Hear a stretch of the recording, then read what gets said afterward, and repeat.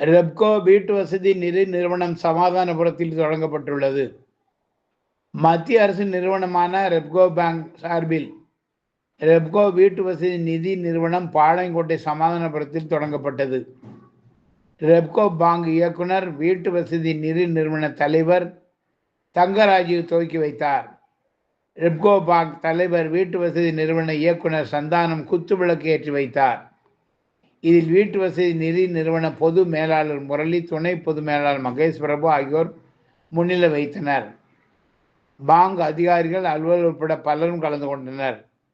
இந்த நிறுவனம் மூலம் பொதுமக்கள் வீடுகள் கட்ட குறைந்த வட்டியில் கடன் பெறலாம் என்றும் இதனை மக்கள் அனைவரும் பயன்படுத்திக் கொள்ள வேண்டும் என்றும் அதிகாரிகள் கேட்டுக்கொண்டனர்.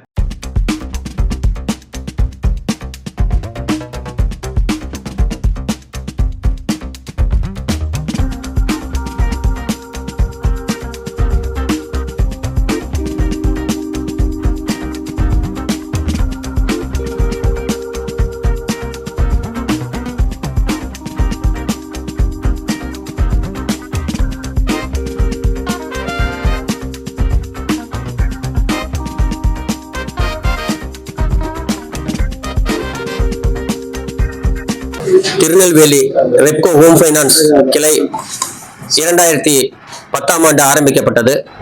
இதுவரை சுமார் 5000 குடும்பங்களுக்கு திருநெல்வேலி கிளையின் மூலம் வீட்டு வசதி கடன் வழங்கப்பட்டு வந்துள்ளது.